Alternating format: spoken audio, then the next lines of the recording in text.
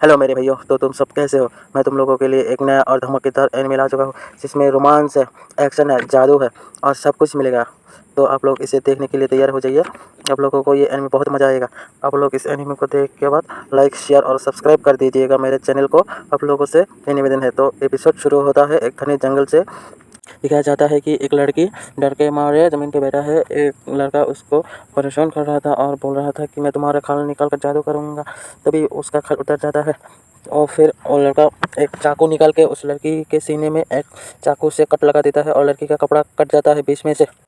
और ये बोलता है कि मैं तुम जैसी सुंदर लड़की का चमड़ा निकाल के काला जादू करूँगा। और फिर ये लड़की बोलता है कि तुम ऐसा नहीं कर सकते और चिल्लाता है कि मुझे बचाओ। और फिर पीछे से हमारा हीरो आ जाता है, जो उस लड़के को सिर से पकड़ के उठा लेता है और बोलता है कि तुम्हें पता है तुम किसके इलाके में आकर चिल्ला रहे हो। मैं चैन से सो रहा था, मुझे तुम लोग चैन से सोने भी नहीं दे रहे थे। फिर वो बोलता है कि भाई मुझे छोड़ दे, गलती हो गई। और फिर हमारा हीरो उसके सिर को पकड़ के तोड़ देता है और फिर लड़की ये देख के बेहोश होकर मिट्टी में गिर जाता है। जैगन ये देख के बोलता है कि मैं कुछ ज़्यादा नहीं कर दिया। और फिर वो अपना रिवर्स जादू का इस्तेमाल करके सब कुछ रिवर्स कर देता है। और फिर सब कुछ धीरे धीरे रिवर्स हो रहा था। सारा खून जाके उस लड़के के चेहरे में अटक जाता है और लड़के का चेहरा पहले जैसा हो जाता है। और फिर हमारा हीरो बोलता है कि इस लड़की को आप नदी के किनारे किसी जगह पर ट्रांसपोर्ट कर देता हो।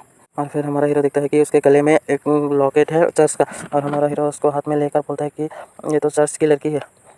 ये बोलकर उस लड़की को टेलीपोर्ट करने ही वाला था कि जैगन के जादू में कोई दूसरा आ गया। और हमारा जैगन बोलता है कि मेरे जादू में कौन आ गया। और फिर पीछे दिखाया जाता है कि ये तो बारबाटोस है, जैगन का दोस्त। बारबाटोस बोलता है कि मेरे दोस्त तुम ये क्या कर रहे हो, क्या कोई नया जादू के लिए इस लड़की का बलि देने वाले हो। जैगन बोलता है नहीं, मैं तो ऐसा कुछ भी नहीं कर रहा, एक दुश्मन को बस सबक सिखा रहा था। और फिर जैगन इस लड़की के पास से जा रहा था और इस लड़की को धीरे धीरे टेलीपोर्ट कर देता है। ये लड़की पूरा टेलीपोर्ट होकर चला जाता है और जैगन भी अपने घर जा रहा था। बारबाटोस को बोल रहा था कि मुझे सोना है, अब तुम यहाँ से चले जाओ, तुम्हें जो कुछ भी चाहिए तुम बाद में आ जाना, मैं तुम्हें दे दूंगा।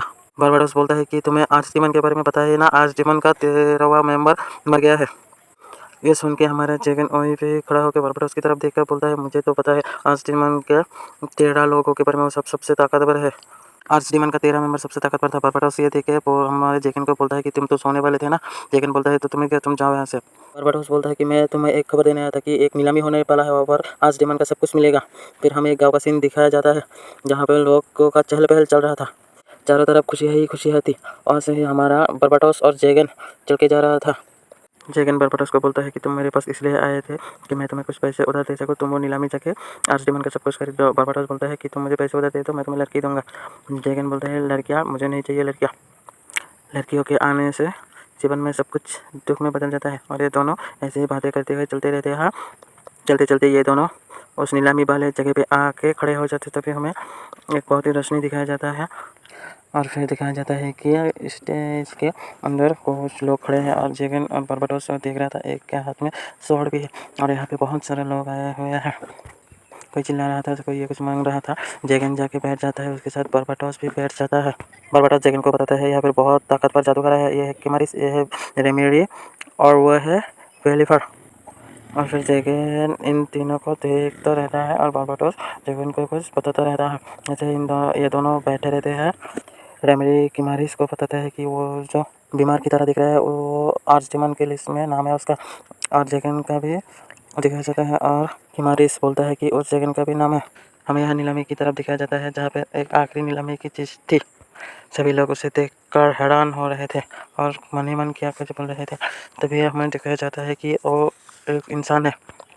जैगन और बारबाटोस भी ये देख रहा था। तभी उस नीलामी का इंसान का ऊपर का कपड़ा को हटा दिया जाता है। तभी हमें दिखाया जाता है कि वो एक एल्फ लड़की है जो बहुत सुंदर है। हमारा जैगन उसको देखते ही उसका दिल धड़कने लगा था बहुत ज़ोर ज़ोर से।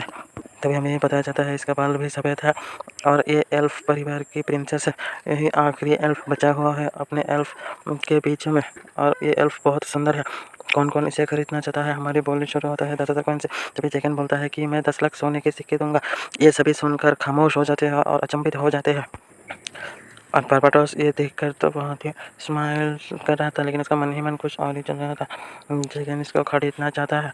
बारबाटोस यह सुनकर बहुत ही दांतें पीसता है और बोलता है तुम इतना पैसा क्यों लुटा रहे हो इस एल्फ के लिए। लेकिन जैगन का दिल ही तो आ गया था इस एल्फ के ऊपर। इसको देख के जैगन का दिल जोरों जोरों से धड़क रहा था। और बारबाडोस बोलता है कि तुम इस लड़की को लेकर कौन सी जादू करने की फिराक में हो। तभी जैगन बारबाडोस की तरफ अजीब से देखकर स्माइल कर देता है और फिर जैगन उठकर उस नीलामी के मंच पर जा रहा था और वो एल्फ लड़की देख रहा था। फिर जैगन उड़ के आकर उस एल्फ लड़की के सीधे सामने लैंड करता है और बोलता है कि मैं तो आज तुम्हें लेकर ही जाऊंगा। और वो लड़की कुछ नहीं बोल रहा था, सिर्फ नीचे देख रहा था। और फिर जैगन भी उसको देख रहा था और वो लड़की भी कुछ नहीं बोल रहा था, वो भी नीचे तरफ देख रहा था। इसे अब मुझे दे दो, मैं इसे ले जाऊंगा। और बोलता है कि इसकी हालत तो सही है ना, और ये कॉलर किस लिए लगाया हुआ है इसके गले में। फिर वो नीलामी वाला आदमी बोलता है कि ये एक जादू कॉलर है, वरना ये लड़की भाग जाएगी, इसकी जादू भी बहुत ज़्यादा ताकतवर है। और वो लड़की भी कुछ नहीं बोलता, सिर्फ ये सब बातें सुन रहा था। जैगन बोलता है कि मैं कब इसकी मीठी मीठी बातें सुनूंगा, ये कब मुझे अपनी मीठी बातों से पुकारेगा। तभी ये लड़का सुनकर अचंभित हो जाता है। बारबाडोस भी ये सुनकर कैसा मुंह बना लेता है और ये एल्फ लड़की भी सुनकर अपना कान खड़ा कर लेता है। जैगन ये सब देखकर मायूस हो जाता है और सोचता है कि मैंने क्या बोल दिया। फिर हमारा सीन शिफ्ट होता है, हमें एक काला आसमान दिखाया जाता है और हमें दिखाया जाता है कि जैगन सामने बैठा हुआ था और एल्फ लड़की सामने बैठी हुई थी। जैगन कुछ बोलना चाहता था लेकिन कुछ बोल नहीं पा रहा था। आज का दिन भी तो खराब है, मैं कैसे बोलूँ कि आज का दिन अच्छा है। और जैगन मन ही मन में सोचता है कि ये घर कैसा लगा तुम्हें, और फिर सोचता है ये घर भी तो खराब है। और जैगन ये सोचता ही रहता है कि मैंने इसे लाने के समय इस घर को अच्छी तरह से क्यों सफाई नहीं किया होता, ये सब तो इस घर के पुराने मालिक ने ही रखा है। तभी वो एल्फ लड़की बोलती है कि मेरा नाम नेफिला है। जैगन ये सुनकर बोलता है कि इसका नाम भी कितना मीठा और अच्छा है। और जैगन बोलता है कि तुम्हारा कोई अच्छा नाम और दूसरा नाम भी नहीं है। तभी नेफी बोलता है कि मेरा नाम नेफिला है, आप मुझे नेफी कह के भी बुला सकते हैं। जैगन ये सुनकर मन ही मन सोचता है कि इसका ये नाम भी कितना अच्छा है। तभी नेफिला बोलता है आप मुझे कैसे मारेंगे। जैगन ये सुनकर बोलता है मैं तुम्हें क्यों मारूंगा। तभी नेफी बोलता है आप मुझे बता दीजिए कैसे मारेंगे मुझे, मैं उसके लिए तैयार हो जाऊंगी। जैगन भी सोचता है कि इस घर के लिए ये सब कुछ सोच रहा था कि इस घर में इतना खराब चीज़ है, ये सब मुझे सफाई कर लेना चाहिए था इसे लाने से पहले। दोस्तों कि थोड़ी एपिसोड मैंने काट दिया है और कुछ ज़्यादा इंपॉर्टेंट नहीं था। तभी नेफी बोलता है कि मैं अकेले ही हूँ, मेरा कोई भी नहीं है। जैगन सुनकर खामोश हो जाता है और कुछ भी नहीं बोलता। तभी नेफी जैगन की तरफ देखते रहता है और बोलता है मालिक आप मुझे जो कुछ भी करना चाहते हैं कर सकते हैं, मैं इसके लिए तैयार हूँ।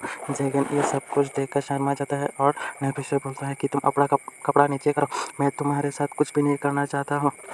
और जैगन फिर नेफी को बोलता है कि मैं तुम्हें कुछ भी नहीं करूँगा, तुम ऐसा क्यों सोच रहे हो बार बार। नेफी फिर देखकर और कुछ भी नहीं बोलता। और जैगन भी बोलता है कि मैं कैसे इससे बात कर रहा हूँ कि थोड़ी अच्छी से भी बात नहीं कर सकता। नेफी तो जैगन को देखता ही रहता है बस। और जैगन नेफी को कुछ बोल रहा था, नेफी भी जैगन की तरफ देख रहा था। जैगन नेफी की तरफ देखकर बोलता है कि तुम्हें डरने की ज़रूरत नहीं है, यहाँ पे मैं तुम्हें मारने के लिए नहीं लाया हूँ, मैं तुम्हें कुछ भी नहीं करूँगा।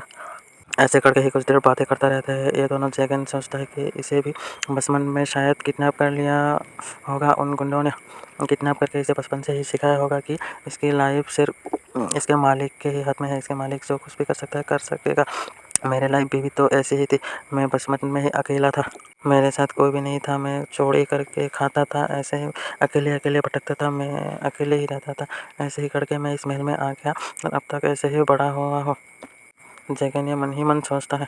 तभी जैगन नेफी को बोलता है कि तुम्हें ऊपर रहना पसंद है।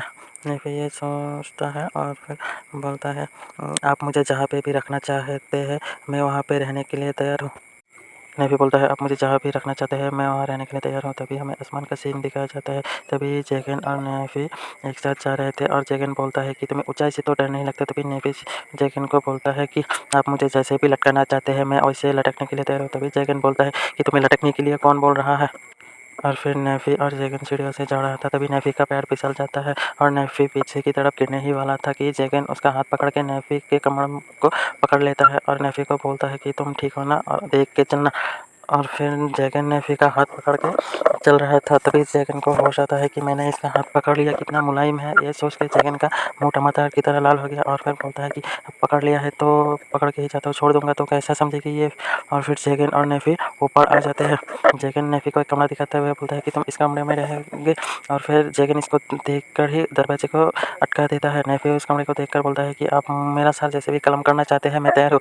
जैगन ये देख के फिर नेफी पे गुस्सा होकर बोल रहा है कि ये सब कुछ भी नहीं है, ये कमरा ऐसा नहीं है, मैं तुम्हें कुछ भी नहीं करने वाला हूँ, तुम क्यों समझते नहीं हो। तुम 1 मिनट रुको, मैं अभी इस कमरे को साफ कर देता हूँ। तभी उस कमरे के अंदर एक धमाका होता है और फिर हमें कमरे के अंदर दिखाया जाता है कि धुआं ही धुआं है। और फिर जैकिन उस दरवाजे को खोलता है और दिखाता है कि अब ये रूम सही हो गया है, अब तुम यहाँ पे रह सकते हो। नेफी ये देखकर कुछ भी नहीं बोलता है। फिर जैकिन बोलता है कि ये धमाका कुछ ज़्यादा ही हो गया, अच्छा अच्छा तो ये परपटौस ही है, ये कैसा है। और फिर ये दोनों उस कमरे के अंदर चले जाता है। तभी नेफी बाहर की तरफ को देखता है और बाहर जाकर आसमान की तरफ देखता है कि वहाँ पे एक चाँद उठा हुआ था। नेफी उसको हाथ में लेना चाहता है। तभी जैकिन भी नेफी के पीछे आ जाता है और नेफी के साथ खड़ा होकर अपना जैकिन भी उस चाँद की तरफ हाथ बढ़ा देता है। और फिर जैकिन नेफी को बोलता है कि हम वहाँ तक नहीं पहुँच सकते। नेफी बोलता है कि मुझे पता है। और फिर जैकिन पीछे कुछ देखता है उस दरवाजे की तरफ और फिर ये दोनों फिर से रूम की तरफ जाने लगता है। और नेफी का खूबसूरत सा चेहरा दिखाया जाता है। नेफी जैकिन को कुछ बोल रहा था और जैकिन उसे देखकर पीछे ही देखता रहता है।